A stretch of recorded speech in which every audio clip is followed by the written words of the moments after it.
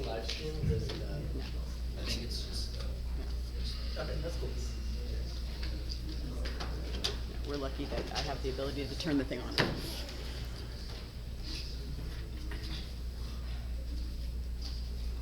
Hey, ladies. Westminster, what did y'all finish your prereqs? What did y'all finish your prereqs? Is that what yours is called? Yeah, we're all kind of waiting. Kind of got the. Okay, let's hustle here, folks. This is the slowest stand setup ever. Because it's an LBS thing, it's unique. It's okay. We have this one now. It's a long setup. So.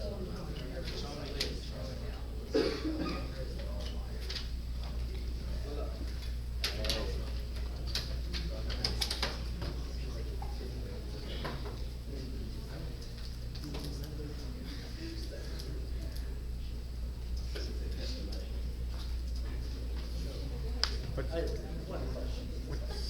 What are we doing? I just have one thing.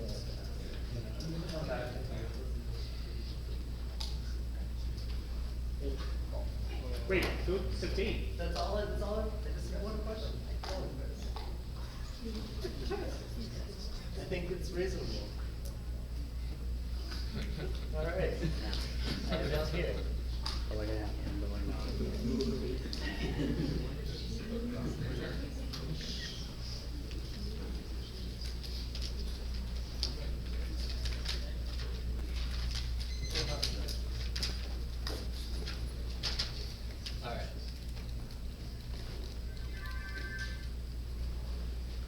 It's an honor to be here.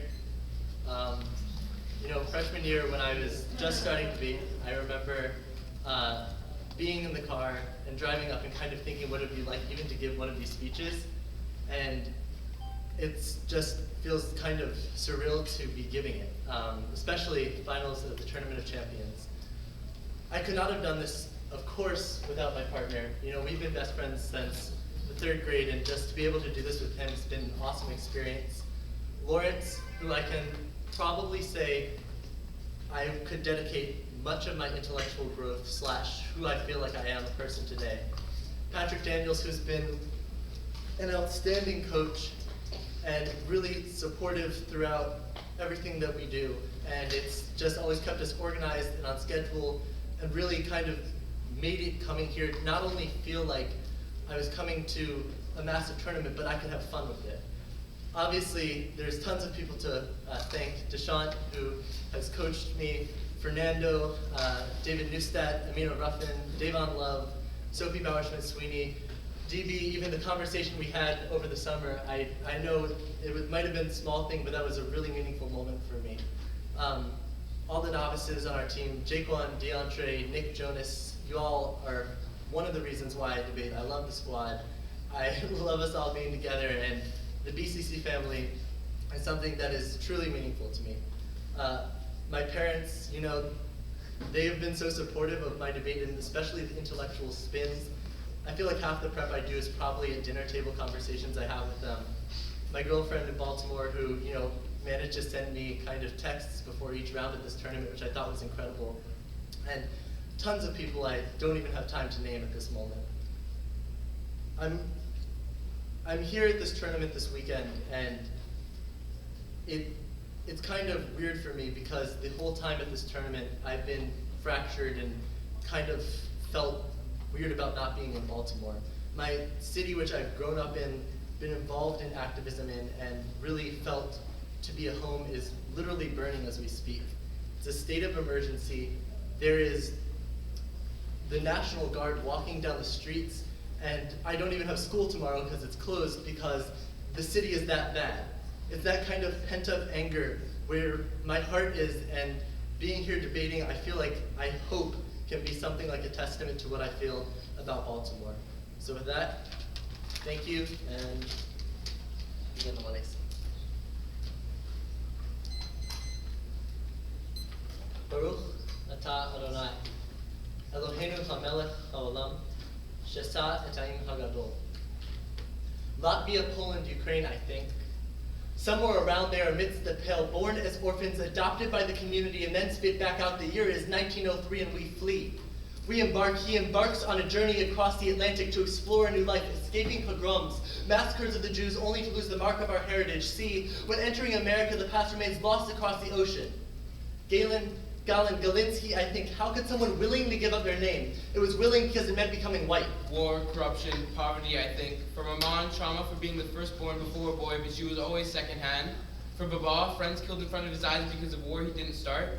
The bullets only missed him by a couple of inches. It was for that I wouldn't be here.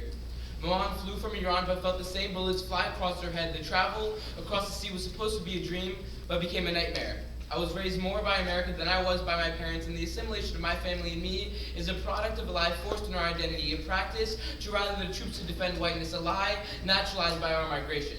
Gotcha. What even is that? Some Meshuggah invention, but what's in a name?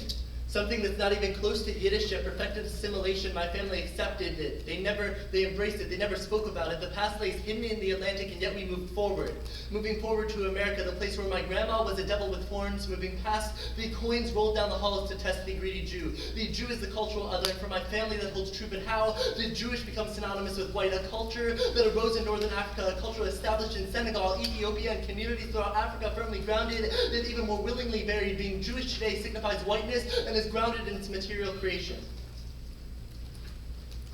How can we know who we are if we don't know how we got here? The travel across the ocean signifies many different things for many different people. Many remember the travel only through trauma. Some travel to sustain their life. Some have it ripped from them, and some arrive at their destination only to see it slip away. The ocean holds within itself the vast history of the evolution of life and specific events and moments that reshape the world. The history of the ocean is the history of all people. This is the exploration of the privileges and disadvantages of how society has positioned me from the enslavement of African people to the migration of my family. It is a history that has been masked by whiteness. We are here as pieces of the giant puzzle of liberal democracy. We must figure out who we are and what our role is in our society and our communities. Debate whitewashes identity, just like white democracy has created one interpretation of the ocean. The first thing learned in this activity is we assume the position of the United States federal government, ignoring the role of our specific positions that we come from seeking. Recognition creates a postmodern racism, assuming the guise of tolerance only to be asserted by relativism, a proliferation of differences rather than a leveling of power relations. That is, according to Fletcher, postmodern racism fragments educators' and students' abilities to discern the difference between democracy and dictatorship. This reasoning allows for the mistaken claims that whites suffer from discrimination, i.e. reverse affirmative action, just as blacks have suffered from it in the past. In order to see the formation of full view, whites have to mobilize the perspective that begins with racial privilege as the central unit of analysis. And starting from this point would mean that whites engage in a thorough historical understanding of how they came to be in a position of power. The costs are real because it means whites have to acknowledge their unearned privileges and disinvest in them. Whites would lose many of their perks and privileges, so the realistic appraisal is that whites do have a lot to lose by committing race treason, not just something to gain by forsaking whiteness. The Port of Baltimore has a unique and bitter history. The dominant feel-good narrative of the production of the Star-Spangled Banner is ruined by the morbid history of the initial records tracking the trade of enslaved people. Baltimore was only one stop on the path to New Orleans. Now, that legacy lasts as the port solidifies the disparities and that destroyed black and poor communities in Baltimore. The Port of Baltimore plays a vital role in Maryland's economy, generating $3.2 billion in annual revenue and local purchases while supporting 50,700 jobs. It serves over 50 ocean carriers, making nearly 1,800 annual visits. We advocate for the occupation of the Port of Baltimore. Despite the millions of dollars in food and other goods, there are still food deserts in Baltimore. The occupation would force people in positions of power to confront the distribution of food, goods, political power, and money, and also confront the whiteness that allows it to happen. It would also create negotiation power for white people to reallocate the resources and divert those resources to black communities or black institutions that independent of the government, independent of liberal democracy, working to fight anti-blackness and racism within the communities. The democratic system functions by reducing difference to create neutrality. A subject without identity. The historical whitening of Judaism naturalizes the perspective of the world centered by whiteness, but I say not in my name. We advocate for the affirmative to connect our personal experience to our political actions, to a conscientious global thinkers, not robots of the resolution. This is not a confession, but a chance to situate my identity within the politics of social justice. We recenter history to understand the material creation of power and to disinvest in the power that whiteness affords us. The affirmative is not ended as a project that we continue to debate and advocate advocate for in this space is training for abolition. My past is not the trope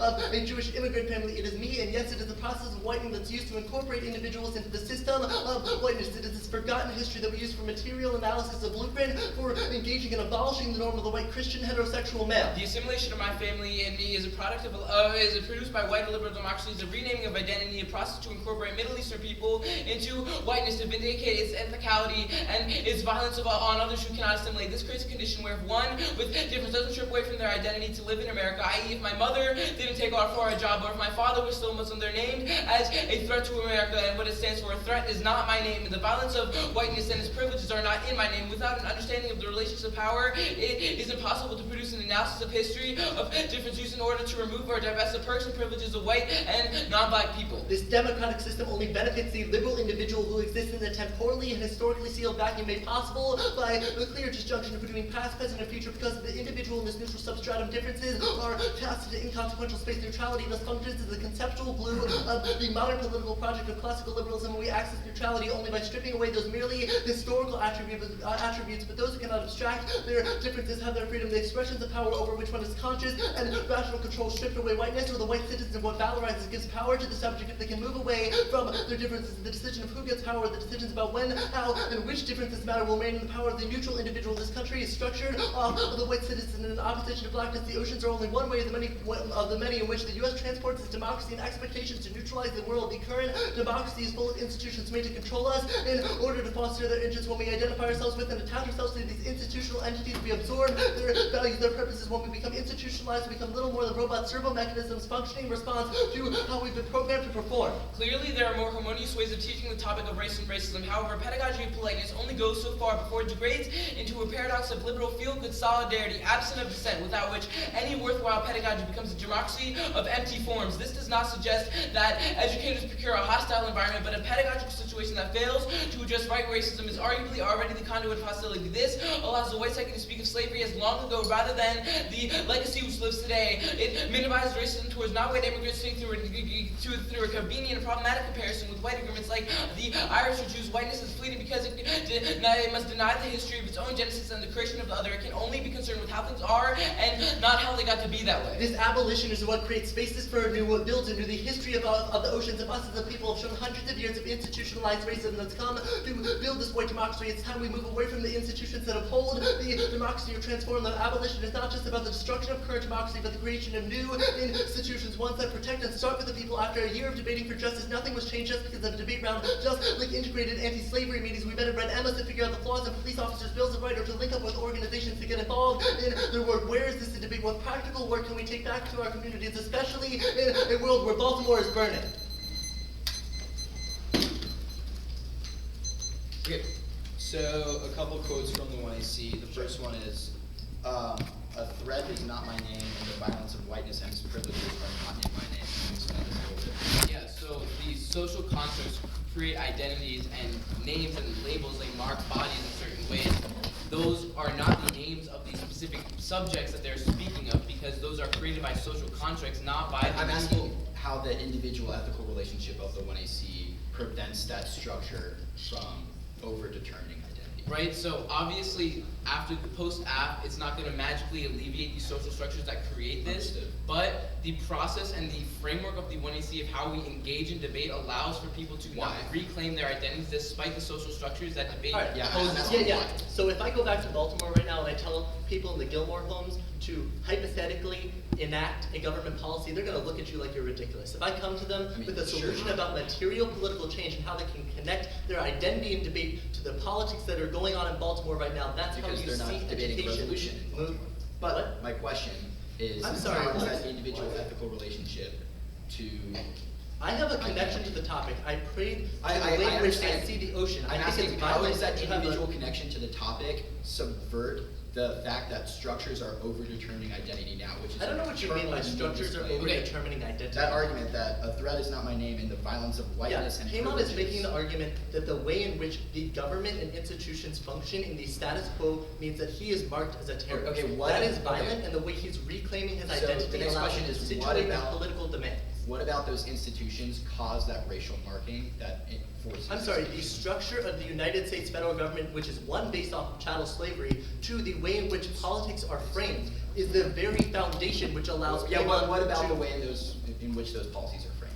There's structural violence that exists in Baltimore City, that exists even in the space that is enacted in things like privilege. That is a So- reason why we have to look at the way in which privilege functions to inform our political demands Right. and make accurate Okay. political demands Whoa, that are whoa, not hold on, overdetermined by whiteness. So we need to understand how our privilege functions to do what now? To inform our political demands? Yes. we Okay, have- what political demands? We make the argument that in order to actually have political change in Baltimore, you would have to do things like occupy the port, Okay. force power out of the people who are So- engaging in things like the nonprofit industrial complex and liberal feel-good solidarity Understood. as Liberal our feel-good solidarity? Yes, as our Leonardo evidence Interesting. speaks to very specifically. Okay, so my last question is, quote, when we become institutionalized, we become little more than robots, servo mechanisms functioning in response to how we've been programmed. Yes. What is this institutionalization? as Our it relates to Schaefer that? evidence indicates that the resolution forces a form of institutionalization. Our argument Yeah, is that I'm we asking can look how at our is it- identity yeah. and use that as a way to break down the way in which debate is inherently violent. How does that ethical relationship break down the ways in which debate is violent? Do you want me to answer that question?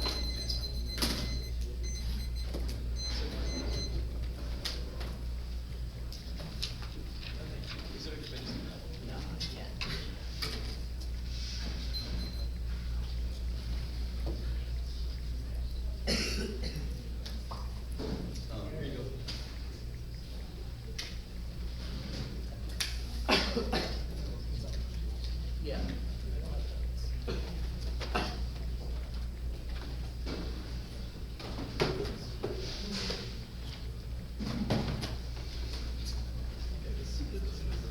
I can do it real fast. Okay.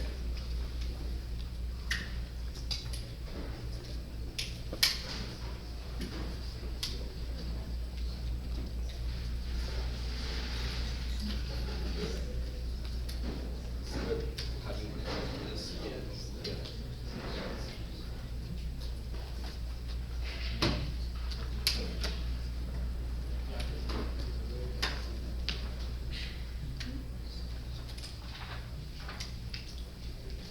This one.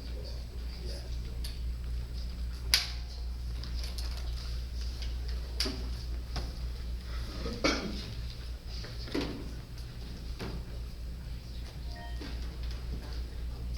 Okay, so before I begin, I definitely need to thank some people, and hopefully this isn't as awkward as I made it during the finals of the Berkeley Forum. So it's definitely an improvement. So definitely this year, I think it's been awesome for me, both because it's been with a different partner, but we saw and I have had a history where we've debated together when we were just starting out in debate. So I think it's really cool for us to sort of live up to our dreams of finally getting to the TOC and sort of engaging in this final round where the best people from all around the nation come to argue with you. And I think that's something that's at least really important for me because, you sort of get cloistered within Atlanta and it's really nice to sort of break out and meet super awesome people like Joseph and Paymont. But there's definitely a couple of people I need to thank for helping to at least facilitate me getting this far. First, obviously, is Jenny Almay. She was my first coach and she definitely helped at least teach me how to make the transition from being a novice towards, sort of understanding what a politics dissent is and making that, I guess, being able to work through those intricacies of policy debate. Jordana especially has been super huge in both changing the way the team culture operates, but also just being a good person and a good role model to follow. Steven is obviously pretty hilarious and he will impact her literally anything, which is awesome. D-Hike is good because he really explains politics well and he's very good at explaining politics. Also Diesel is very good at cutting strategies, but he's also a really funny guy if you get to know him well. D-Herb is obviously someone who's also really cool and he's also very enthusiastic about debate, which is something that you sort of lose sight of as you go through the years and go through the motions. D-Tay's ironic humor is really funny too when he makes fun of bad apps. He also thought our app was really bad, which is also probably true. And then Alice, who's also working behind the scenes cutting case notes for us, which is obviously useful. I also need to thank the people on my team. I know they would be really mad if I didn't give them a shout out, so here's to Anish, Alex, Evan, Harrison, all the Katies, and Colsey. Everyone has been really helpful in staying up at least until 10 p.m. at night just cutting cards for us. And obviously I need to thank my parents as well for helping to both fund this thing and sort of deal with all the personal problems that come with debate. And finally I need to thank Saul obviously because he puts up with my stuff, from impact turning CO2 act literally almost every other debate, and just being able to be that sort of person who balances out my ridiculous ideas within debate, but also being that sort of person who's a good friend, and someone who you would really be willing to hang out with outside of debate. Besides that, I also need to thank the people who I was with at camp, because they really helped structure, I guess, who you are. Yeah, I see Tiffany waving in the back, so it's at me. But just like that, everyone else in the Grams Lab is also really supportive enough, and I think that's something that's really hard to miss. So go blue, and here's the one to see it. It's 3 off on the keys.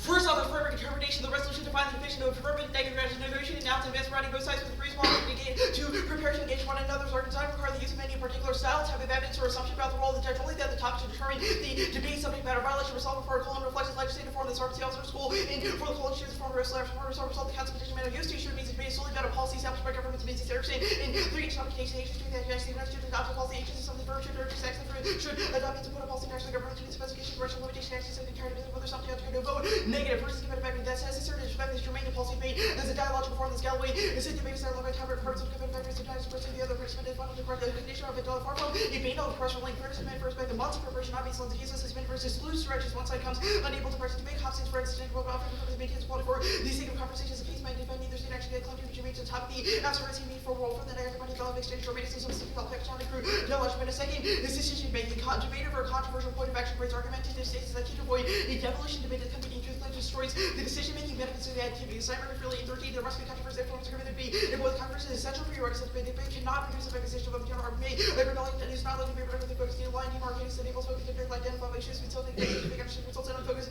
deliberation for decision proposition provides focus discourse guides for decision price unpredictable attempt to make a decision when it's actually proposition provides essential kind of preparation of the proposition but if a precise question is more powerful area discussion open simple about placing focus on the social concrete solutions which focus contributes to inform decision makers better result facilitates effective decision makers by directing and placing limits on decision being still too broad this not just division should completely avoid the determination debate is best to be celebrated guides provided by focus on a particular point of difference specifically through discussing past government action debate teaches us to be better organizational decision makers so elaboration better than nothing greater for ever compromising a person figure favors work figure and I can guarantee the greatest is the greatest part of a well-run organization makes better decisions learns more organizational structures on the better protocol and others so it sees the greatest challenge of managing your organization rather than taking the first option leverage point line how we can give short the question around which around how organization actually do those funds of tech so you don't learn how to operate the organization you may not be able to channel the resources needed to implement solutions third is truth as in both problems are black and white but have complex unstructured interaction they prevent us from understanding the nuances of an incredibly important complex issue this is the epitome of dogmatism that's color one depth convention color so the first person of force comparison selection reformulation so living course of different changes clearly found certainty of one's believers dogmatism of the angle of the expert participation based simultaneous critical evaluation the evidence of values not like one's own decision made for students must evaluate the opposing perspectives to intentions design field re-evaluation reconstruction knowledge and beliefs pertaining to the issue next up is to critique the stories of personal change that serve as a preamble to the rest of the one see nothing but immoral salvation and allows you to just to say oh look people can change for the better how lovely doing so destroys any radical potential of their pluses that are commodified as exemplars of lifting themselves out of intelligence by the boost as coupling none of the autobiographies commodities members into personal storage explains how to president being able to market out and errors in record reverse transform themselves into a form of property into a value until intellectualizing any kind of records you must be skeptical of the assertion that a splendid record is sufficient evidence of success of very different lines because of autobiography may be momentum for the individual success and is a limited impact of all transformation outside authors subverts outsiders radical potential of concept themselves an exemplary participates in the reports what good does this transformation do for outsiders who are less fortunate to have your descendant to make it to now this trades off with collective solutions even if that isn't their intent they create a politics where the ultimate goal is to be able to tell a story of personal redemption look at how non-racist I've become this actively displaces the collective organization structural movements Coughlin not in the contrary I claim that personalized discrete police all the distinctive experiences of person but autobiographical discourse speaks of common for this practice writing about one's own self and reflects a belief in the autonomous individual which is peculiar to Westminster dynamics by the intelligent colonized who mentalists not their autobiographical performance to celebrate the Western ideal of individualist autobiographical discourse of cooperative instrument possessor of affirming the myth of individuals success automatic reproduces. These sorts of intense success automatic reflections have to collective responsibility involved in a collective solution for the eradication of harm sources. The public's attention like one individual privilege towards sex, but the needs of collectivity, autobiographical destructive rights, radical authoritarian intention for the autobiography determines versus liberal ideology, it represents life source vocation, that's all alternative political theory, relentless individual supporting some political creative personal narrative versus the reader's imagination rigors construe the text opposite solely is another aspect of the author's personality, she invariably reconsiders all the character with whom culture is well acquainted, the autobiographer describes a material bed for performance specific topic person is intelligent, not enticing to write as narrative capitalism rather than serve protagonists that serve the value of liberals. And additionally, this only serves further to reify itself, reflects itself on white subject through the multiple confections of identities, precludes an understanding for ethical dependence on the other, justifies colonialist violence to Smith, and 13. The Western subject understands himself in because the comparison of others. I know who I am because I'm not good. This human is already rich and personal only, except against particularly the other first deliberation by the question of the terms by which humanity understands depends on the direction of deliberation regarding different selves, understand themselves in relation with other peoples, and then secondly, especially that when gain granted humanity who can prove their worth is only return position often the name of the protesting ethnic other conscious Christian with this kind of self-reflection, seller rights such as these sources of all to just be the individual not restrictions those who can engage in self-reflection, they can only judge the conventional privilege while claiming to be anti-racist. It's actually a strategy that helps constantly seller rights subject legitimizing and actualizing the settlers' claims to the radical the right to enables intellectual protection of the rights of the rose self reflex. It enables a constitution of the white settlers with indigenous people who feel to become the occasion by which the white subject can self-reflect that entire allied industrial complex and developing on the professional confession of privilege. And the impact is genocidal violence and racism, a critical first step in breaking down the Western self that was ontologically know the other stands and into the Western history of the philosophy reveals the attempt to understand this identity, take the other, make it this and understand the other, all cause of all is fine. These are ontological inherently and living otherness and ethics based on ontological results to examine this is fatal. The ethics of regard for ontological openness opens the door against all the necessary belief that some people are not really human Western history made a constant confrontation with ontological determined the underlying planners of the anti-Bellow sectors the United States considers slavery to the Holocaust is one term with discussing knowledge humanity without did result in several simultaneous genocides and imperial and colonial expansion pursuits of the search of common humanity is just as the rest of the church is seeking to know all of the preceding different and the resolution promise and the form of violence and vote negative disoccupy the political space opened by the affirmative reject the post-psychological defense of the subject that's going and so occupied by sets itself against civilization just a direction of looking called disoccupy logic disoccupation swings the domain is already sexual occupying the first critical that why can handle with current foreclosure disoccupation resonates with disidentification to racial skill and cognitive dysfunction competence equal catastrophic present one disoccupy the figure of subject refusing comfort obligation the other what my disoccupy would be metaphor of the home next up is to portray out as a miracle to copy high now Sherman before the holidays we have to create 1,800 drugs with return bill drugs and state about 400 months now occupation works destroys economic activities out Luxembourg the law occupied by discoveries mill start economic activity linked to the BCC Port Oakland Harbor middle class structures of less than $4 million drugs breaking $1 billion now even the one he says support Baltimore plays a vital role in Maryland they come in generating $3.2 billion in annual revenue local purchases as well as supporting 50,700 jobs served over 50 ocean carriers making nearly 18,000 annual visits no reason why blocking this revenue is good any percent is bad means you should vote negative thousands of people rely on the Port of Baltimore for food housing basic necessities taking those away has no but increased the number of families in poverty which allows for them to just self-reflexively acknowledge the privilege within this run just advocate for something to be around when it actually has real life consequences that they are not willing to acknowledge now case social death of postmodern understanding of blackness is locked within the idiom of objection that always co-opt the radical intrinsic view of black life within social death. They'll try to make a distinction between the social and the political aspect of the criticism, but this is a distinction without a difference. The reason why high theoretical understandings of blackness should never have determined ontological positionality. Contingency is key as the Gordon's is the best that black and southern first movement sought to unfix the notion of blackness with the traditional symbology challenge Western equation blackness within ugliness and just constantly becoming trapped in racial essentialism which is why it was a first Western definition blacks come to depend on the absent presence of the Western vertebrae has been then results in doubt as theoretical limitation and blackness and rhetoric blackness would have been exerted immense emotional and ideological influence would have become the unique dynamic enable the rhetorical action of the black nationalist discourse so powerfully to mobilize the sign to mobilize the sign of black and radical politics can only come about as per a holistic ethical orientation. The problem of racialization extends to all persons in extraneous ways engaging institutions of resolutional praxis is a prerequisite to your method of counterinsurgency that's modern hardy and 13 the mystery of that is that to recognize that when you see to make things better not to do for the other you must be also be doing it for someone no one will be really able to embrace tearing this shit down unless there is a structure they impose not bad for something they're bad for all so closure which is that recognition that it's fucked up for you the same way that we've already recognized it's fucked up for us. Okay. First question, why flip negative and then read framework? Your neg arguments are better. Sorry? Your neg arguments are better. My name. Yeah. Your neg So that arguments So they. Oh, okay, makes sense. Okay, so then you disoccupy political space as per the alternative of the critique, Sure. correct? Yeah. Why then do you read framework and say we can only You want the flash drive? Yeah.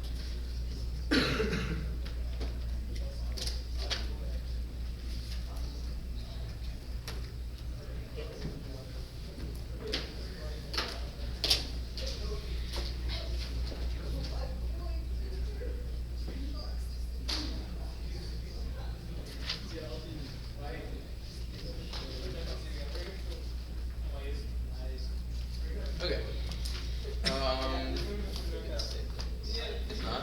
Okay. What is it called? TOC Finals. Okay, I can straight that. Yeah. My bad.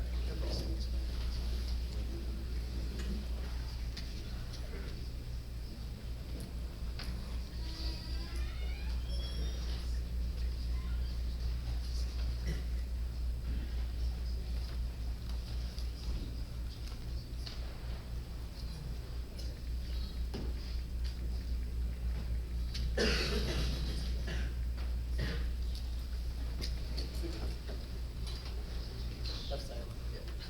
Yeah.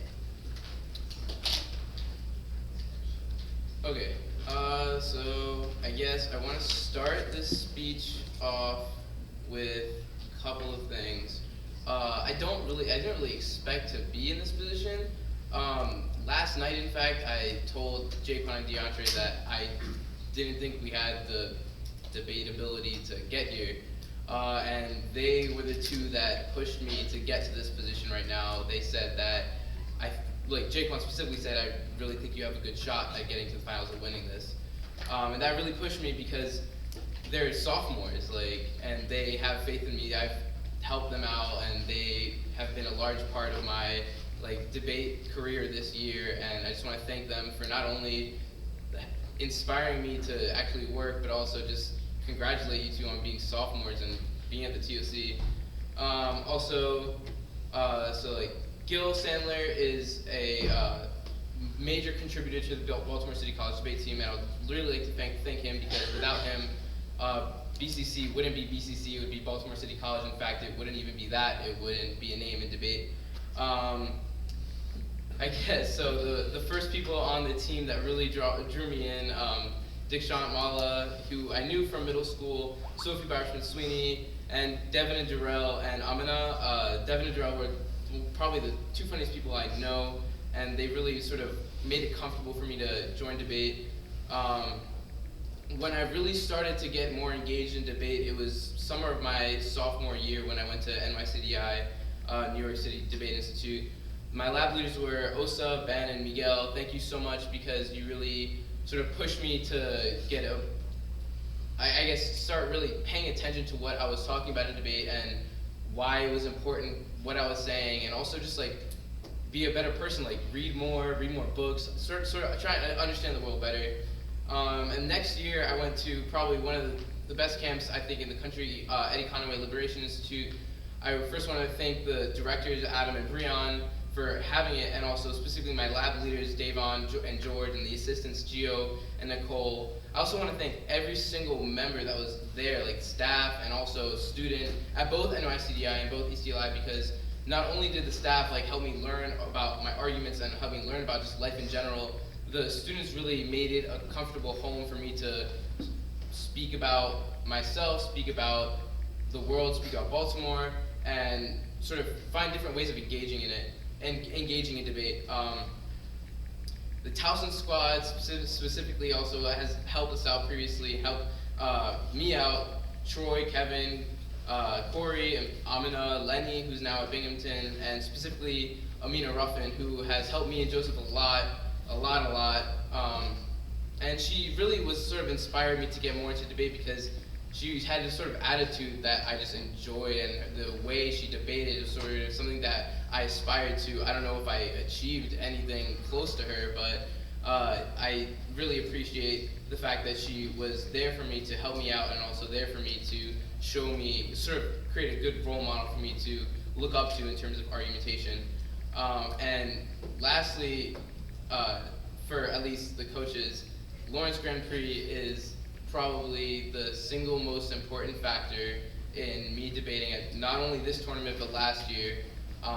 The only time I really got intense coaching was the night before the TOC last year, and that was the first time that I really knew what it meant to prep and knew what it meant to focus on arguments and try and figure out loopholes in opponents' arguments and figure out different ways of articulating my arguments. And without Lawrence, I wouldn't be in finals. Without Lawrence, I wouldn't have the app that I have without Lawrence and without every single member and every single staff member at ECLI, especially DB, because he also, like, the argument that Joseph had with him at ECLI, that was a pretty big argument. Like, Joseph would not stop arguing, and he was wrong, and that had drastically shaped our firm and drastically changed the shape of what it is now. So thank you, DB, and thank you, Lawrence, for everything that you've done. He's been sort of the one-man army for the TOC. I know a lot of people have, like, a lot of coaches, and I am sort of not really jealous because I know that if I had more than one coaches, it would detract from the amount of time that I was being helped by Lawrence. Lastly, Patrick Daniels for giving me this opportunity, giving me all these opportunities. I know that I sort of got myself into some crap this year, and that sort of didn't let me go to some tournaments, and I sort of felt like I let down my team, let down Joseph specifically, and let down Daniels because I've been given these such great opportunities, and I just felt super ungrateful because of it. But I'm glad that I can end my year this way, because, you know, Joseph's my best friend, and there's no other way to end the year with missing so many tournaments in the TOC Finals. So, yeah. Sorry, Sean, I didn't really prepare like you told me to for this speech. I can for 1 second. I completely forgot to thank Amina. She was a fantastic partner my sophomore year, and if I did not thank her, I would just could not live with myself. Thank you so much. All right. The order shall be case, and then it shall be framework, and then it shall. What do you want me to call this, Richie? Just call it Okay. Okay. And then the dissent. All right.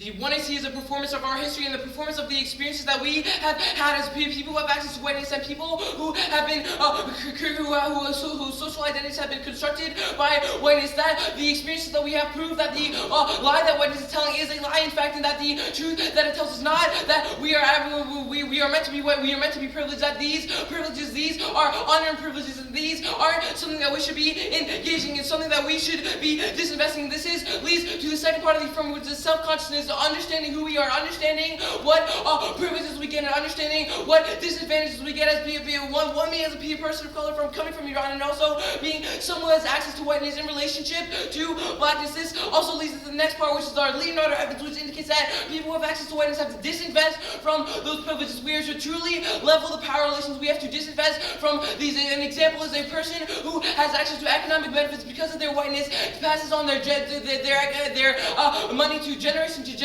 children to children. This money should be going to the community instead of their next children. This is the way in which we can invest in the privilege. This gives it back to the community, so the community can use this money to fight against anti-blackness, fight against racism as a way of disinvesting. The fact that the topic frames us and says that we have to use the resolution, use the U.S. federal government. These are ways in which it creates neutrality. Our Schaefer and Williams evidence indicates that this form of the resolution leads to neutrality, stripping us of identity. Our Schaefer evidence specifically talks about how when we work with institutions of liberal democracy, we become servo mechanisms functioning for the institutions rather than for ourselves or for the community or for justice, which means that only following on the resolution or only following on the normative forms of debate are we going to replicate these forms of neutrality. This leads to the last part of the affirmative, which is the abolition of politics. Abolition of politics is the idea that we need to destroy or deconstruct institutions and build new independent ones outside of the framing of liberal democracy to create a safety net to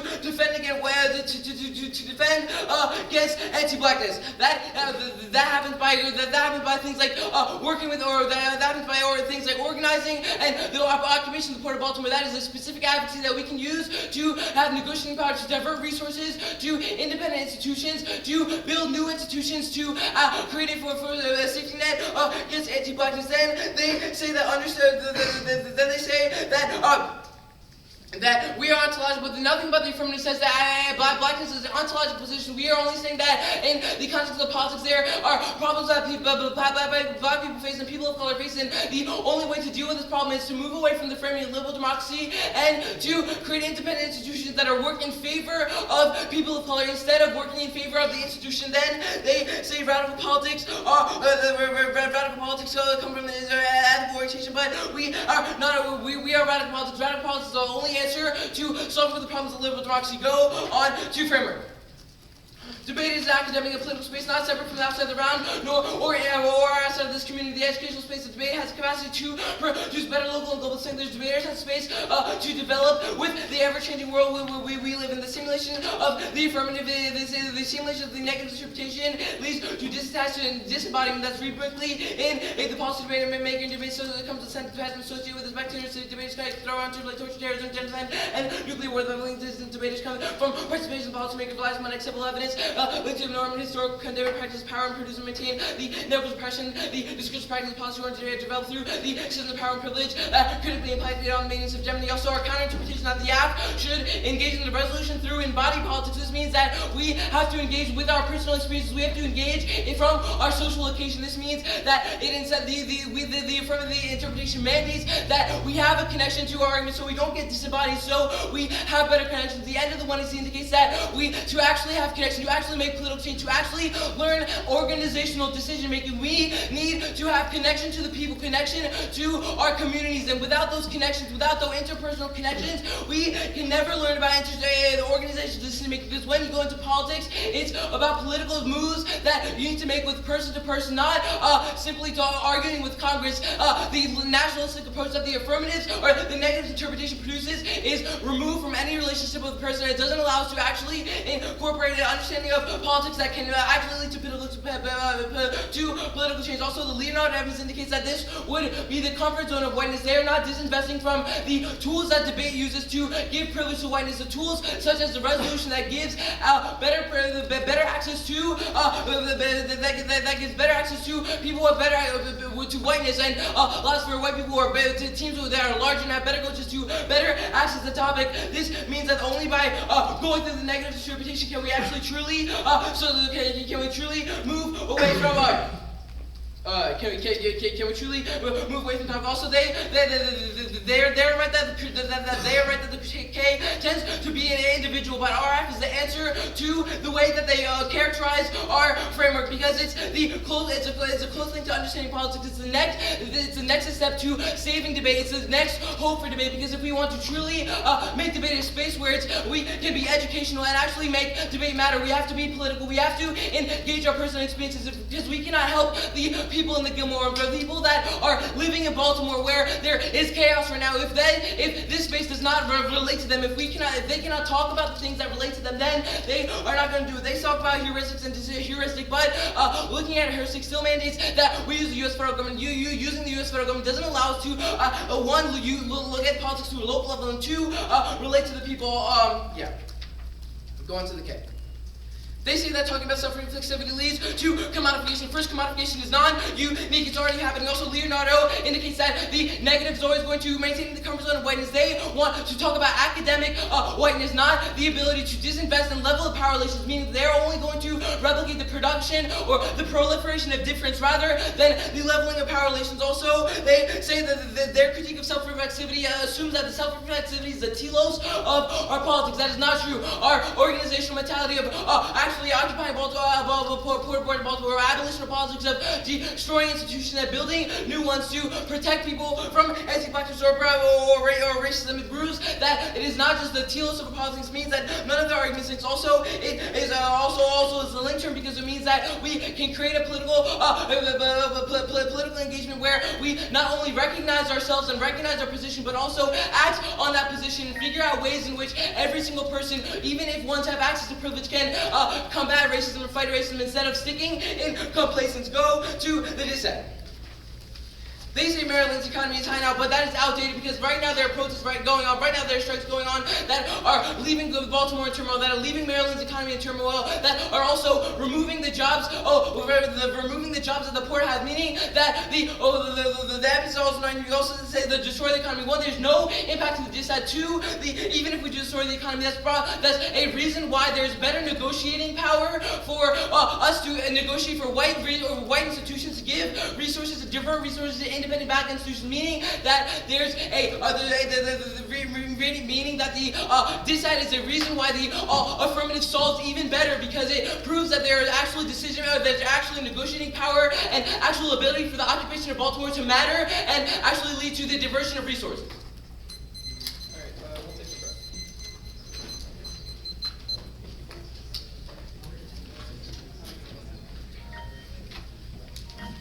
Do you all want to face some money? Actually, never mind.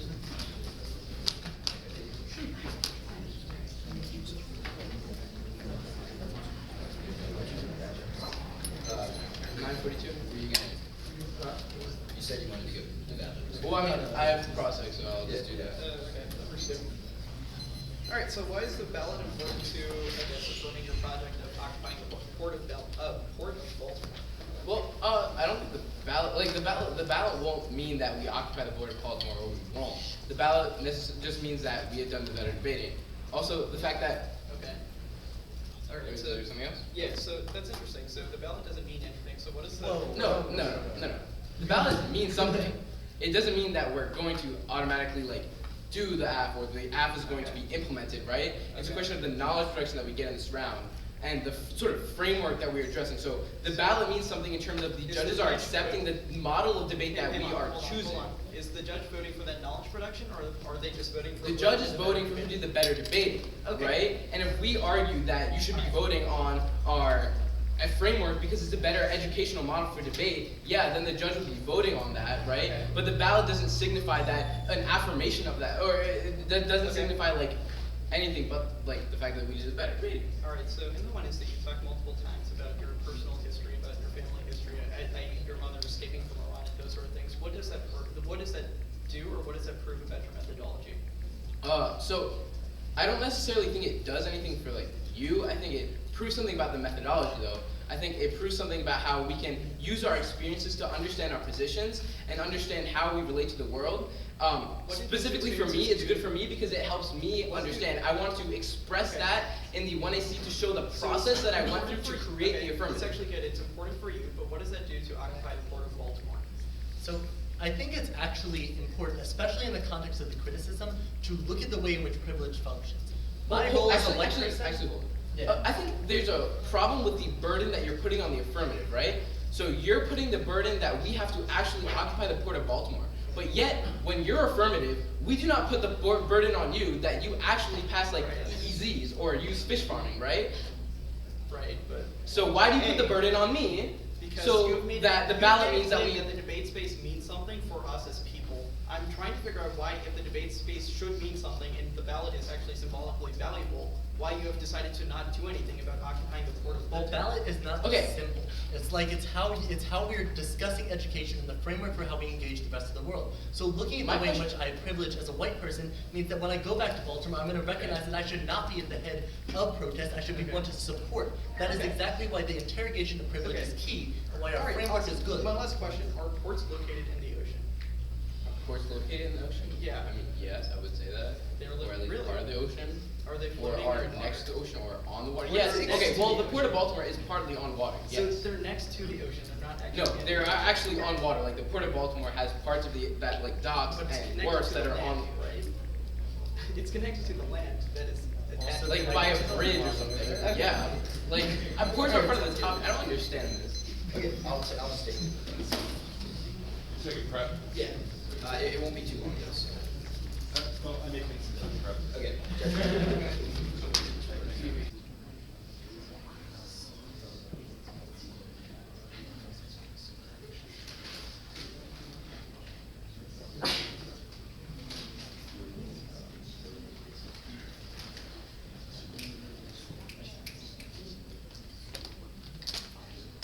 Wait long.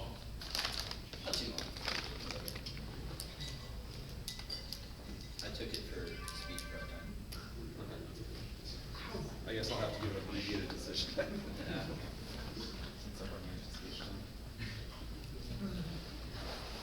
Okay, so mine's a bit less sentimental because if it is sentimental, then I'm gonna break down and not get really good to it.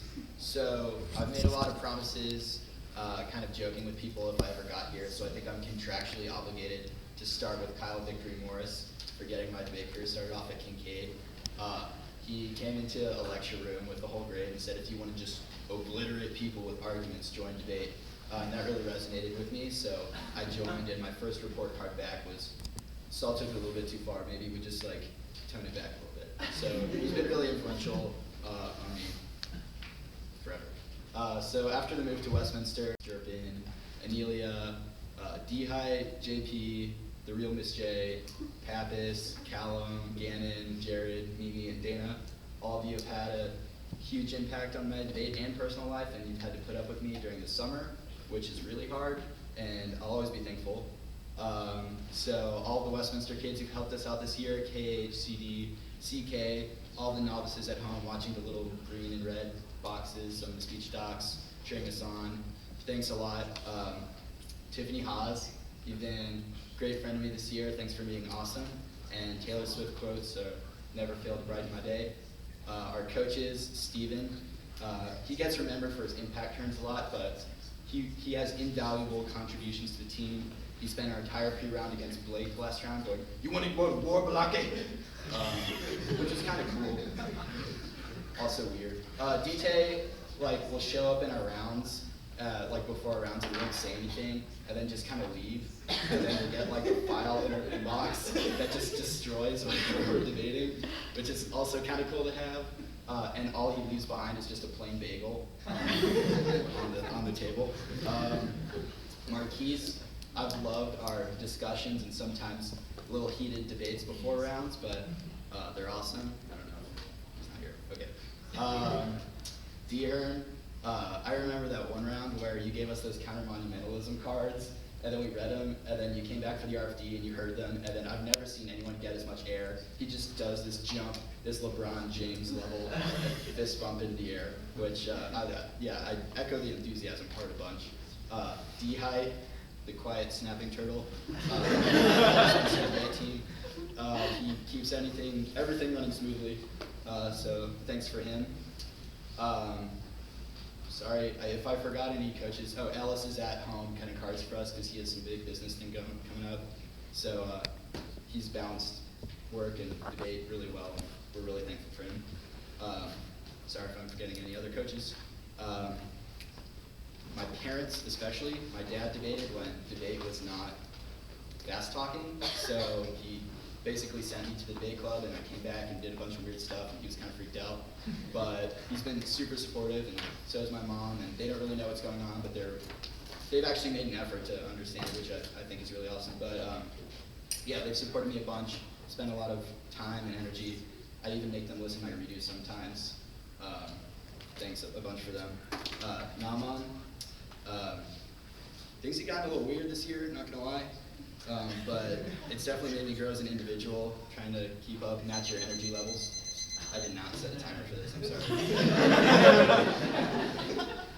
And yeah, so he's taught me a lot, and he's a great friend to me, and it means a lot to spend a year with him. Y'all have been great opponents all year, really appreciate it. DB, thanks for the fashion advice. Kajo, for always willing to take a stand against conditionality. I feel like I'm forgetting somebody. Oh yeah, Jordana, our head coach, our fearless leader, who took over after Jame, I guess, left 2 years and really picked up the pace and really just has made a remarkable impact on Westminster, and I think we have a bright future for years to come. With that, the order is T, and then just the part of the K about autobiographical storytelling. So just this first part. Is there? Real small. Okay. Not real small. So, Is it deserving of a separate sheet? I can't Okay. tell you that, but like I will give it that. Sounds good. Did you flash? oh right, there's only one card. But Yeah, sorry. You guys have flash drive? I do.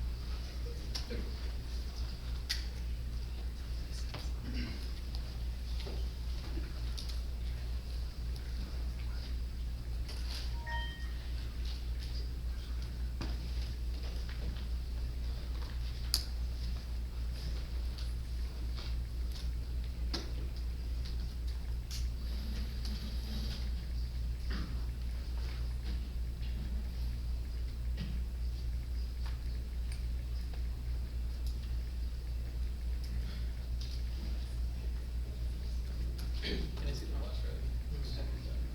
I flashed my speech to myself.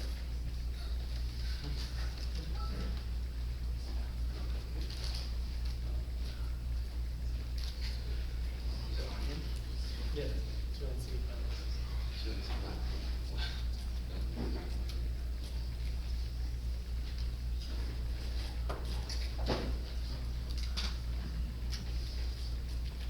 Great, so everyone has the document. Yeah. They did. Sweet. The affirmative answer to the topic question is the enactment of a topical plan better than a side forward better alternative. The role of the balanced vote for the best model of debate that facilitates the dialogue of benefits of the activity. The debate is not a question of style, evidence, persistence, subject of the judge, or either team, simply whether or not the dialogue of benefits of debating the topic outweigh the dissent to it. They can't win off its vote answer towards the normative content of the one because it's a floor, not a ceiling on what they can have. They also speaking the argument on the negative self often we are an ideological violent or anything. They don't say institutions bad, just we need to incorporate our identities into a liberatory politics that was proven in one cross proves that we criticize USFG every time we're referred to or say they're not doing something now, so we should reform it and make some meaningful change with i.e. equitable policy in our context, but there are other meaningful ways we can relate our identity to that would solve the vast majority of often say debates in educational space. We agree it's a question of what type of education, how do the organizational decision-making debate here, debate of states, what is key to decision-making, critical thinking, only debate what should be done to make content decision by connecting philosophical facts with pragmatic consequences. U.S. federal policy is a valuable middle ground to often practice skills we use every day. This is not to say that the U.S. government is best focused for activism or politics, rather it is device we can use to discuss decision-making within this room. We can't debate about what you or I should do because there isn't a constant academic report and modern work with public policy based keys for 3 reasons. One is we use accessible information. There's a wide swath of literature on government policy topics which ensures there will always be informed, predictable, in-depth debate over the asked decision. Individual policymaking is highly variable depending on the person and inaccessible to outsiders. And I'm told that my Facebook stalking is excessive and creepy. These point is harder decisions to make better decision makers. Problem facing public policymakers are a magnitude greater than private decisions. We all know plans don't actually happen. We're practicing imagining the consequences of our decisions in high stakes game of public policymaking and make other decision making easier. C's point is external actors. The decisions we make should be analyzed not in a vacuum but in complex social field that surrounds us. It turns the entirety of the case Occupy requires a concrete political strategy and activist movement building, which is how he describes it on the case. They need to reinvigorate institutions, even if it's on the personal level. It may not go through the state, but it does require action that is structured and planned effectively. The Steinberg evidence says that any social change requires getting people to listen, engage meaningfully, and collective action. And our GOSO evidence impacts this in the context of Nieferman says incorporation into organizations is uniquely key for this type of organizational decision making, which means that we solve the vast majority of offense and they do not. They say we to disembody and nothing about our interpretation requires you to believe you're actually USFG, which no links out of this DSRP evidence. Like we can talk about the merits and disaction and federal action and still understand our own individual agency as Naman and Saul. I actually pointed to Saul. Whatever. So, which means then is here links to start. Second is that our form of stimulation is necessarily better for organizational decision making, which means we have a better way to approach these types of disadvantages to the topic because the debate community represents an organization and requires institutional change in order to make meaningful impact. they say counter-turbation embodied in politics. One is they don't meet their own counter-turbation because they conceded in cross-ex that the ballot only means who did the better debating, which proves that these competing interpretations, which means if they don't meet their interpretation, you don't have the jurisdictional ambit to vote affirmative. Second is the counter-turbation leads to all of our offense because there's no ability to discuss whether Joseph or Paimon should take action because there's a constant academic reporting on that, which proves only our interpretation reserves those dialogue will roll for the neck. They say it's a tool to whiteness. One, he tries to explain this, but then stops short of the warrant, which means you don't have the jurisdiction to vote. And the second is their interpretation links way harder to this resource disparity argument he's making because it proves that teams will not have the resources to stay up and research all of these types of affirmatives, even though this year's topic already kind of sucks because there's so many different affirmatives. But when you add to that all of the different ways to performatively and metaphorically you can engage the resolution, it makes it entirely impossible for those types of teams to engage. Now the defense debate, their app is not offense against our interpretation. We defend a process, not a product simulation of demands contingent conclusions, not absolute ones. What you argue is not necessarily what you believe, and switch side is good for with advocacy and foreign policy discussion because it lets us see both sides of the argument to decide the best possible course of action. Debate should allow for space-based for argumentative presentation. There are two distinctions. One is you can say whatever you want. Say action can be justified with any style of argument, so you could use their scholarship to prove the resolution true. We're not saying you need to talk about nuclear war or extinction or something. Second is that there are issues racial identity that are more important to the ballot, then we can suspend the metaphor to the ballot to discuss it. But the question is what should be tied to the ballot debate's own competitive incentive. The only impacts intrinsic to that are fairness and best benefit to good benefit, which is why Crossix was so good on this for us because he just says the ballot just means somebody did the better debate, which proves the only impact intrinsic to that is dialogue. C's point is debate is not political. They're now disconnected to the topic, does not explicitly connect to the resolution. However, it does happen with socius, and debate provides a tool whereby we can analyze solutions to USFG problems and apply that to problems in the socius, which means we solve better. The reason Occupy failed was lack of indoor politics, which proves linguistic pluralism is sufficient to solve both mere offense and allow for meaningful legislative reform. Mistake in to approaches not sufficient substitutes for other political actors and participants who chose to choose because they believe the institution had utterly failed, and that point has been successfully made a protest men going out towards local orientation. So no one's talking about that continue protests, but if a protest become effective more movement members need to engage in politics, we need to occupy legislators, agencies, boards, union challenges to introduce core principles while seeking systemic changes from within. They say we can make debate debate better. The way he explains his own case is through organizational decision making, which proves only the internal link to this. They say USFG doesn't allow for local level relations. It's imperfect, but those imperfections of USFG action are called negative ground. It gives the other team something to say, which proves our dialogue argument. Now, if you do not hear the word dialogue in the 2AC, then it's a conceded impact scenario. Debate needs to have substantive procedural constraints to generate meaningful engagement between both sides. Their model of debate preserves structural side biases, not your stock fairness argument. Lack of a stable topic advocacy creates a model of debate in which the athletes free to recharacterize lanes, shift their advocacy, narrow the debate to only terms most important to them, which is proven by the port of Baltimore just had, where they say they have personal relations to the people working on those jobs, and they are not the type of people who should be getting those jobs, which we cannot refute because we do not have personal individual connections with those people. There are two impacts to this. One is dialogue agonism. Debate is an inherently competitive activity. Victory means nothing without dissent. If everyone went 3-3 at every term, they would do incentive for teams to try to improve their dialogue presentation, which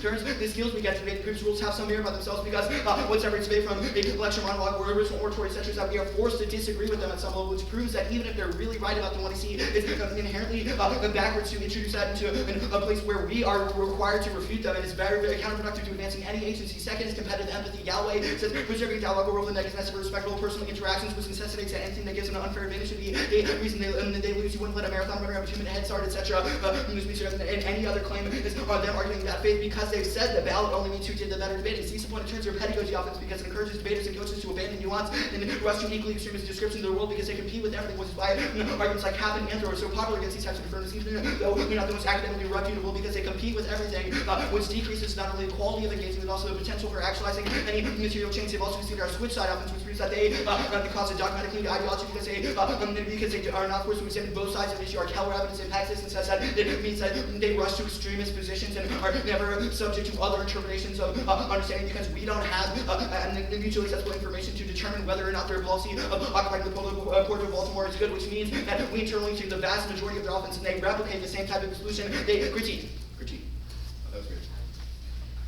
Extended criticism of autobiographical storytelling. That's the two pieces of Coughlin evidence in the 1C. Both the 1C and 2C contain some autobiographical tidbits, stories of the times when the speakers were cruel, oppressive, but they've been able to overcome that oppression. Coughlin says this sort of autobiographical storytelling has the opposite effect that is intended. It gets co-opted and commodified, proven by his explanation of the liberal subject in Crossix, where he says, we do not wash our hands clean of this issue, but rather we allow for white subjects to be able to meaningfully reflect on this issue. That reflection does nothing to get rid of the structures that maintain that oppression. We all know that structures need to change, not just people. Racism is endemic, not just individual. Therefore, form of autobiographical storytelling is taken up by status quo elites as a way of saying, hey, look, structures don't need to change. Individuals can become unracist and unhomophobic all by themselves. This narrative of individual redemption becomes a substitute for macro-level political change, which means it's not the intentions of the 1EC that matter, but rather its effect when it gets incorporated into liberal economy of suffering that they have impacted. It's not a coincidence that this sort of redemption story is the same told by colorblind conservatives like Herman Cain, who think black people just need to work harder to become economically successful. They apply that same logic to anti-racism. Individuals have the capability to change themselves. They say, not in my name. The direct quote from the 1EC where they say they can abolish themselves from this form of violence. They tell stories that fit neatly within a neoliberal model. We can pick ourselves up by our bootstraps that replicates the violence that the 1EC critiques. So I want to critique first. Alright, so the act concludes that reflection is not enough, that we have to act and actually disinvest to level the power relations. Understood. It's one part of the 1EC. Our evidence says it turns the entire rest of the 1EC. Okay, it so introduces that aspect. So I don't understand how, if we conclude that action is needed to take place, how you conclude that the affirmative says that autobiography is the solution to racism. Well, you don't have to say it's the solution to racism. Our argument is that the inclusion of that autobiographical narrative gets co-opted by broader structures of liberalism. So what are these broader structures of liberalism? How do they function? And how do they actually manifest in oppression now? That's why I want to see process. Okay, can you let me finish my question? Because yeah. I was going to ask, how does it manifest it specifically in debate rounds?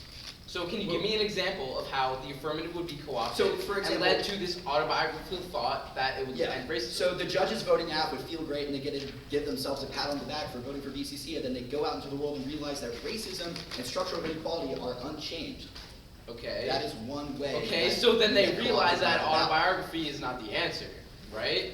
If they understand that it didn't change based on just voting for BCC. Didn't accomplish its end goal because it means that judges can. So when has your 1AC ever accomplished its end goal? Because of year round. Our argument is that we can provide a locus. No, that's not an answer to my question. Based off of that's not an answer to my question. I need a date. I need like a time. Like when has your app ever left because of year round? What? Because of year round?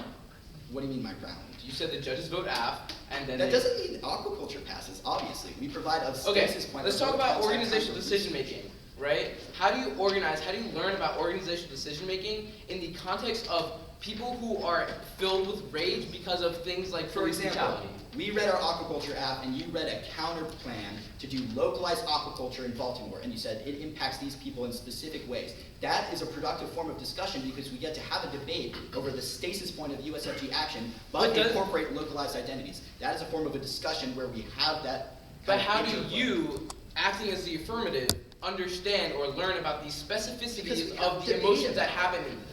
It's a dialogue. It's a discussion. We talk about whether or not one of those options is a better competitive alternative. Okay, so the app is about institutions, or is the negative interpretation about institutions or U.S. federal government? So we say using the USFG as a heuristic within this round allows us to engage organizations outside of the Okay, so is the U.S. federal government the only organization that we can use to learn about institutions? Within debate, it's the best one because it provides mutually accessible information and affects a broad Who array has of best associates. access to these, the knowledge of the U.S. federal government? Well, for resource disparities in the context of debate, this goes way bad for you because those under-resourced teams have no ability. It seems like a lot of the under-resourced teams have erred towards the affirmative style of debate. Is that not true? I'll take that as a... Alright, so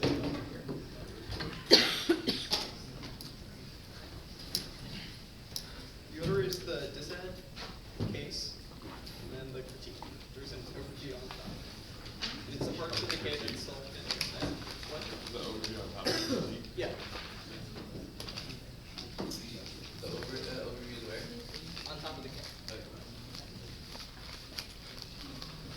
Okay. Here you go. I got you. Just one. Sorry, can you give me the order?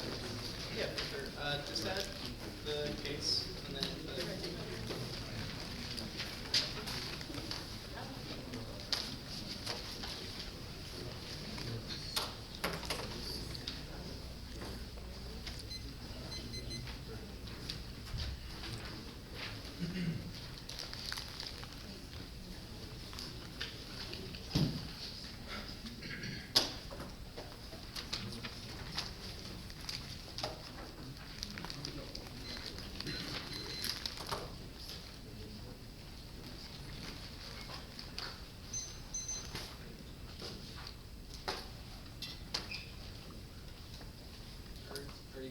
Yeah, okay.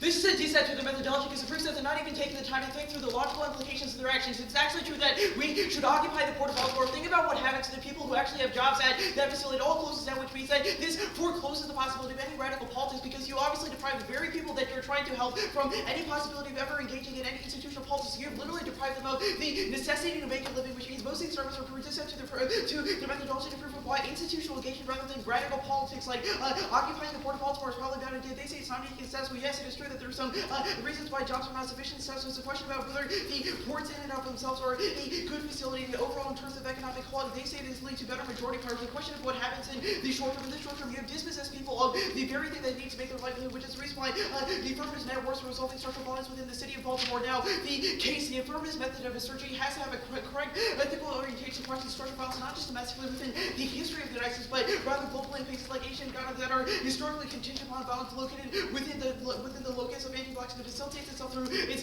surrounding environment. However, the affirmative has a static understanding of identity, which is proven through TOC Finals about how he talks about how it's important for him to be able to conceptualize it through his own personal experience. That means you always like a large-scale, macro-scale politics forecloses any correct ethical relationship. Only institutional engagement solves that. The Gordon Savage, which is the reason why only a T version of the affirmative is able to solve by engaging within these institutional methods of resolving politics. Second is that their social depth and postmodern understanding of politics of blackness is located within an Indian objection that always caught the radical and intrinsic value of black life within social, that they're always trying to make a distinction between the social and the political aspect of the criticism, but this is a distinction without the difference in the idea that the affirmative is just a way to break down social structures, but it completely ignores the political history of blackness within and of itself. The contingency upon specific scenarios is key, and understanding black life as aesthetics and ethics is a priori consideration before ontology. That means that only a will towards black life is within the political. That's the motive party from the one and see. Now, the critique proper thesis point. Self-determination is an inherently unethical starting point for racial politics. Inherently relies on an abject identity to balance against. First is liberation that doesn't question who and who isn't human. Inherently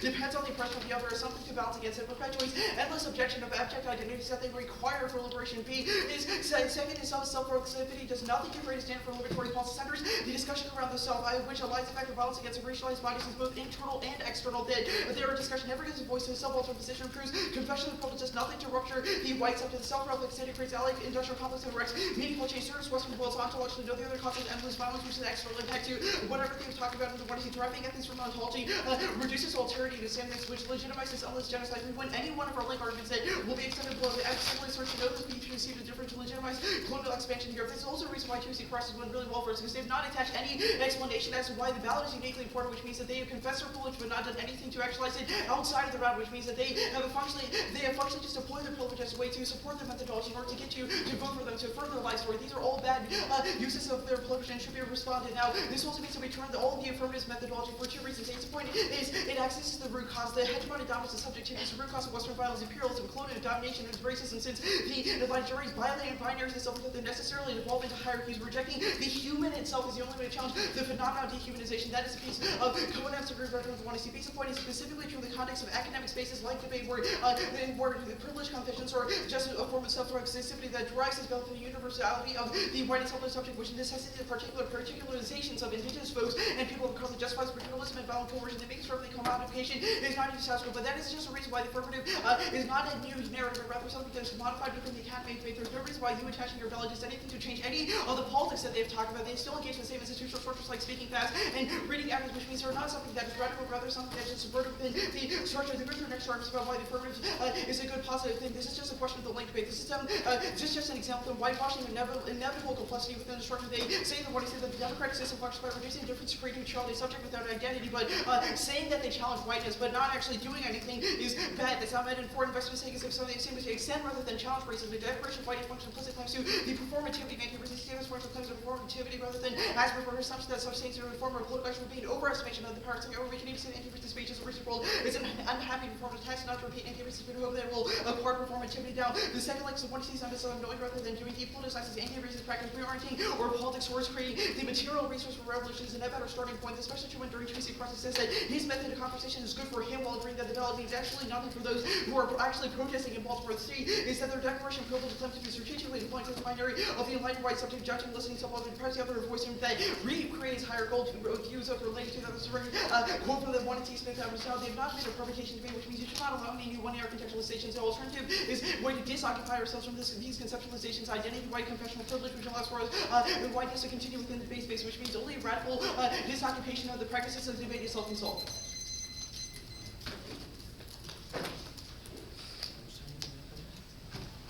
You have 7 and 8. I think 7.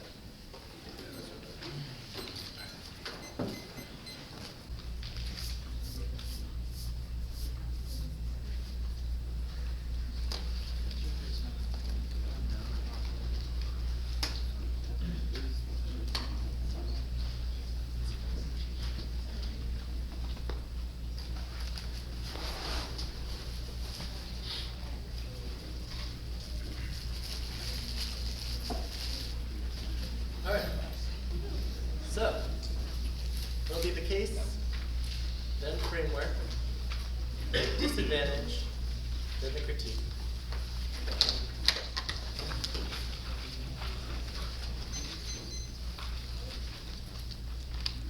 Okay.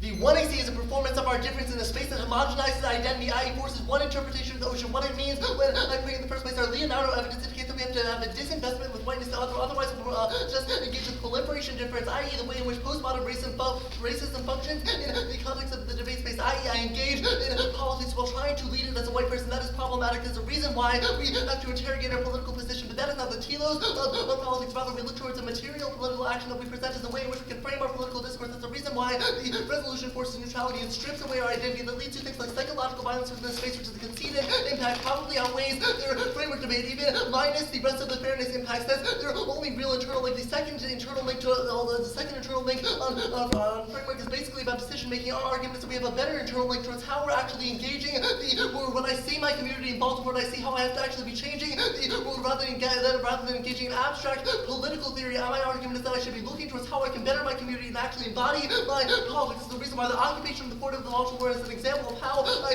can actually force change in my own community. Now, they say blackness is not ontological. It doesn't really make sense because we're not talking about the way in which there's a static identity. Rather, we have specific personal identities which are probably interrogate those rather than not doing that and reading things like framework which are going to police your identity in the first place. Now, they say topical version of that. I'm not sure why they say this on the case below, but topical version can not function when it's going to only co-opt my identity. Second, the very important part of the affirmative that dismisses that we have to have independent political institutions. The way in which we engage the world. That's the only way we can have a support network for people who are actually doing political work, not being machines of the political system, like their framework argument suggests. Now, go into the framework to be proper. They say there's an argument on the next also offense. No, it doesn't mean we don't have agency, but we don't have a way to critique the topic. One, this links to the psychological violence decide which I made on the top of the cake flow, but it also means that we don't get access to a way in which we can actually critique the larger structure of debate, i.e. their problems that we come here and we're forced to be trained as policymakers rather than political advocates. My argument is that this is a better form of education now. Their argument about discussion in the room does not solve it. So let's be honest about what actually happens. When we read a topical affirmative, you read a politics inside, you don't have the discussion with us.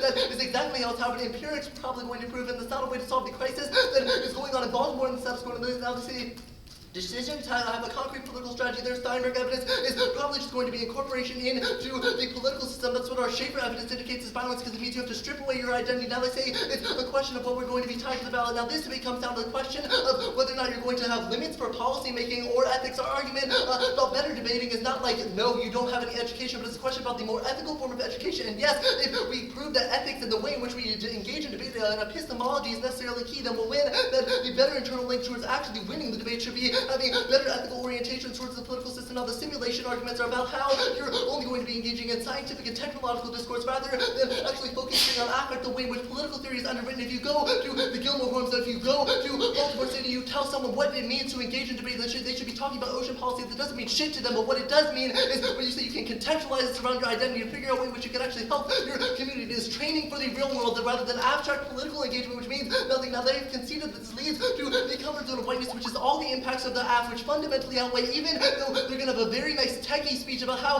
we have dropped some little thing that does not matter in a world where winning a meta-level claim that is an indicted to their epistemology in a way we should be engaging the world in the context of ethics. Now they say things like use government as heuristic. That does not make sense in a world where there's no identity within the government. Second, they're still forcing you to defend an agent which is necessarily violent. They say dialogue. They're assuming neutrality in the first place. That is not the space. Now they're also saying that we can have agonism. That doesn't really make sense. We could try that right now. But if you look like agonism in the status quo, that will lead to violence and things like protests. They say it leads to things like CAP and Anthem. That doesn't really make sense in a world where they could have had engaged us in a specific methodology, but they chose not to in Red Framework. Now go on to the dissent. They've conceded a link term, which means it is a function, a functional net benefit to the affirmative. A reason why we have a better internal link to actually discussing politics in the first place. They say people who have jobs will lose, and they've conceded the non-unique argument that no one has jobs in the status quo in the context of Baltimore and the status quo says the riots that are happening in the status quo. Only we are the people who actually force political change. I already answered that. And also, it's a question about how you should be engaging the economy in the first place, whether you should be subjecting it to whiteness or just saying that the Maryland and regional economy should be engaging the privileges of whiteness. Our arguments that we force political change, and they don't do that. That's a conceded argument. No to our extrapolation. Now go on to the critique proper. They say it's a question of self-reflexivity. A lot of this work was done on the case below, so I don't have to actually be explained. It's a question of how our politics are not a telos within the space. Rather, you probably link to these arguments more because you're just talking about how you should be silent in the context of your own political identity. Argument is this leads to things like running framework in the first place. They've conceded that this argument is terminally non-unique in the question of how you should be engaging in the first place. The only real piece of office is this off-net evidence. This doesn't really make sense because we're saying that that's exactly what framework is. We should have an embodied political engagement as a way in which we actually engage the world. This is the reason why reflection is not the telos of our political engagement. Rather,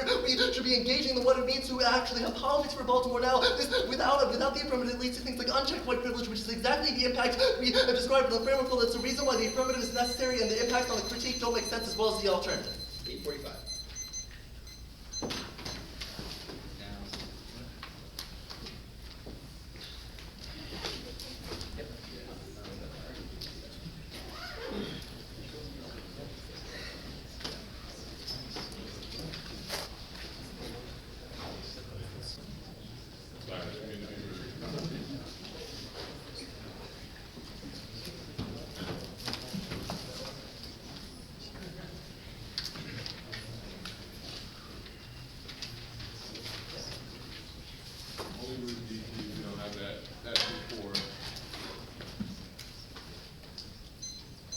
Okay, the order will be the critique.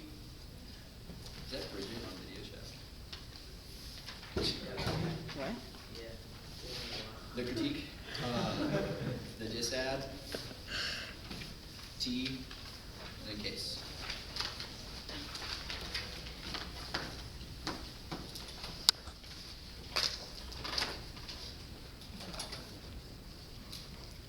We all ready? Okay. Critiques are time against proofs that only structural adjustment can meaningfully address exclusion, and even if their intention to use an individual ethic as a springboard to broad-based reformism, that's wholly irrelevant because it maintains the same confessional conservative narrative where they can wash their hands of the oppression like quotes in the Odyssey where they say, quote, not in my name, that actively disavow structure in favor of personal autobiographical narratives with which proofs the link to our organizational decision-making offense means you should use this as a filter through which you evaluate all their offense. The Ahmed evidence is contextual on this, and you will not hear this name in the entirety of the 1AR, which proves that it's fantastic for saying that even if it's a small part of their advocacy, it displaces larger structural discussion that is the key internally to all of their offense groups. They fall back in the same form of liberal feel-good politics they critique, especially in the cross-ex where they say this is the only ethical mode of subjectivity. Now second, the 1AR does not even go to the autobiography bad part of the debate, which I spend like a minute of D2NC on. It becomes incorporated by liberals and support arguments by people like Herman Cain who say occupy the space of liberal subject, pull yourself off the bed by your bootstraps, etc. Only ethical access to radically disoccupy the subject to that white confessional subject and actively shape power structures, which is proven by the cross-ex. They're going to say that there are other parts of the 1C that are able to solve this. However, the Ahmed evidence makes that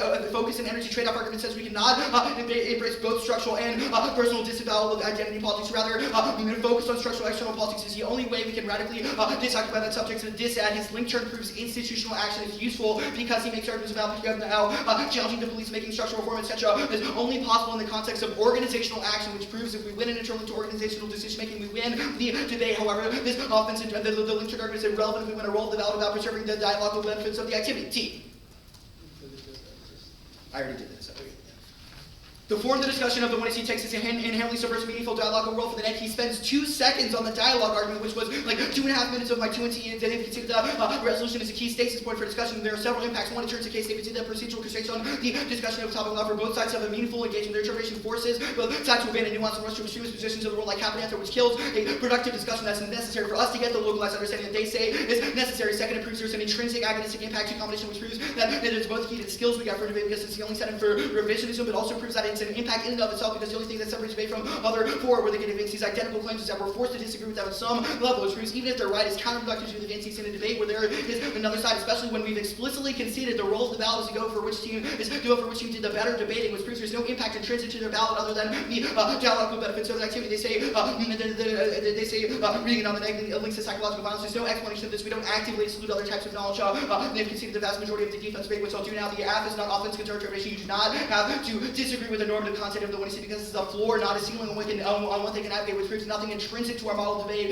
Excludes alternative perspective. And second is he conceded the process versus product distinction. We don't think you have to use the federal government as a site for activism, but it's useful, heuristic to discuss the decision-making benefits of the activity within this room that we can use to change other organizations outside of this debate room, like the debate community, like the Port of Baltimore, etc. All of those are organizations that require structured and planned activism, which means only our heuristic existence. While third, it can be justified with any type of literature and argument, scholarship, etc. You don't have to talk about nuclear war, but it's necessary to preserve a dialogue with stasis point, which means we include their scholarship. We don't box any scholarship out. 4 is the only relevant offensive point we tied to the ballot, which was explicitly conceded about. 5 is he's conceded a piece about, as I said, Occupy failed because it lacked a radical political strategy, which means they did not engage institutions, which means that the literature to the organizational decision-making argument is contingent upon our interpretation. They say policy-making instead of policy advocates. Only our interpretation allows both teams to engage with broader policy changes, which proves we access is better for both sides. They actively box out another part of the discussion. They say there's no point to a discussion because of the rules, just read the policy. They say that is irrelevant because they conceded he is competing interpretations, which means that our model of debate preserves that same form of engagement. Second is our model of debate still preserves that type of education because we read our aquaculture draft and they can read a localized Baltimore aquaculture catapult, and that preserves a vital role for both sides. However, still discuss the benefits of local activity, which was a good discussion for both of us. They say Steinberg leads to incorporate the political system. I made that distinction above. It's better for action outside the political system. Elsewhere, they say it's a question of ethical form of action. Our framework is key to test the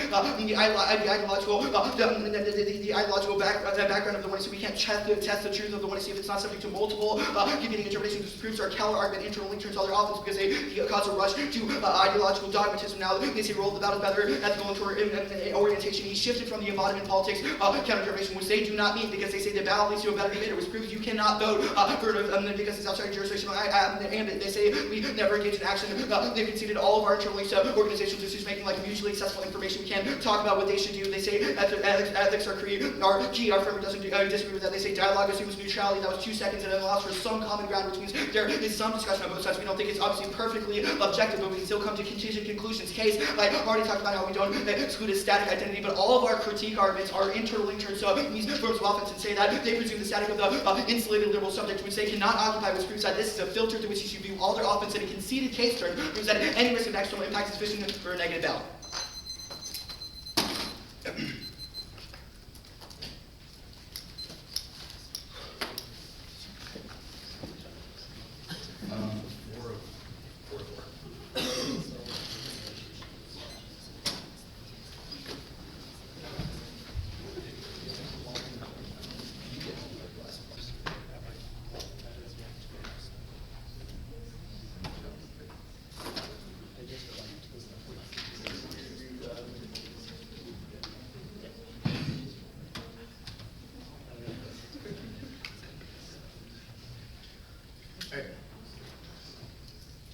Case, critique, framework.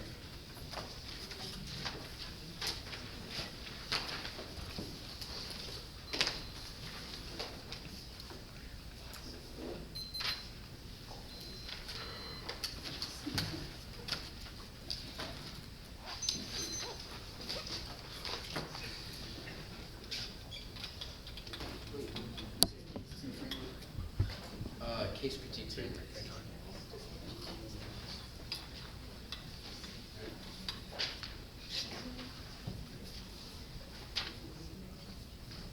The framing question at the end of the round was what type of debate, what type of future do you want for debate? Do you want a future where we have scholarship that, or have a model debate that only focuses on scholarship, that talks about science or disembodied scholarship, that doesn't actualize or doesn't actualize our agency, doesn't allow us to speak about our personal experience, doesn't allow us to speak about our local politics? The affirmative moves away from that normative form of debate. It uses a personal experiences through the history, the way to see the history, that the way to present the self-consciousness, the way to present the disinvestment. Our leader evidence indicates that if we are truly to move away from if we are truly to level the power relations, if we're truly to make debate an equal space, to make debate a space that is accessible to everyone and equal to everyone, we have to disinvest in the things that give access or give privilege to whiteness. If they have conceded that the U.S. federal government, the resolution gives privilege to whiteness, and that is a reason why you're going to vote for because if the resolution creates a sense of neutrality, a sense of stripping away of identity for working for institutions, working for the purpose of institutions, then that will always lead to a form of debate, or a scholarship debate that will be disembodied and will not evaluate how we personally collect to these positions. Only a framework of embodied politics can allow for debate, for a future of debate that allows people to relate to the topic, that allows people to relate to the education that we're getting in debate, meaning that I can go back to Baltimore and I can go back to my burning city and I can tell people that debate is a good way to get involved in politics. Debate is a good way to find a way to actually change your city, because it can teach you how to use your social positions, your social locations, and actually make it matter and make a difference by presenting different political ideas. The occupation of Port of Baltimore is our advocacy, and with the dialogue that we have in debate allows us to see whether or not that is a good strategy or not. The fact that the negative fails to engage in Reed's framework and kicks the arguments that actually engages in it proves why their framework is now going to allow us to actually have a good dialogue of whether or not a good dialogue that leads to actually learning about how we can effectuate political change, because they are always going to resort to the comfort zone of whiteness, i.e. framework. They're not going to actually try and engage in our arguments. Proves why the affirmative case outweighs also assaults the psychological violence of losing identity of neutrality, meaning there's an external impact of framework. Even if we lose the framework debate, you still have the psychological violence impact as a reason to vote affirmative. Going to the tweak first is not a confession. They have characterized the affirmative as a confession. There are a couple of reasons why this is not a confession. The fact that Joseph says the identity of Jewish is not the trope, he is not the trope of Jewish, or when I say a threat is not my name, I'm reclaiming my identity, not ascribing to the confession or confessing for the racism that I've produced or the privilege that I've inherited. I am reclaiming identity, meaning there's an external that is the external impact that you're going to vote on the critique, means that it outweighs the impact of the critique. There is not an isolated good impact of why the critique leads to violence, because the only impact that they have is co-option, but they never isolate how that co-option manifests itself within the debate round. I don't think that any of these judges are going to co-opt my personal narrative or think that my personal narrative is going to solve any of racism, because that's not how debate functions. Proves why none of their arguments are actually going to link to us. Also is about academic studies, not assuming that our self-reflexivity is not the telos, but the process of how we get to abolition. Framework. I stand here as Baltimore is burning, as our schools close, as curfews are put into action. After this round, I'll be going home to a burning city. The only way I can help the city heal is by making meaningful change. The negative framework doesn't teach me that. It only teaches me the form of organizational political politics that is appropriate to whiteness, appropriate to Congress at a national level, meaning that the only way we can make debate relevant to people, debate relevant to people in positions that do not have power, are by making it body politics. We are running a meta framing. You should be making a decision of truth rather than technical concessions, because the truth of the matter is that when we leave this round, nothing that the negative says, nothing about the interpretation is actually going to matter to people in Baltimore. Nothing about the U.S. federal government hypothetical heuristic is going to actually affect the people in the Gilmore House, because they're not going to look to the government to make their solutions. They're going to look like to organizations like Leaders of a Beautiful Struggle, like 300 Men, like all of these organizations in Baltimore that are working to change their material conditions, meaning the only way that we can make debate, we can move debate to the next century, move debate to a new future, to move past the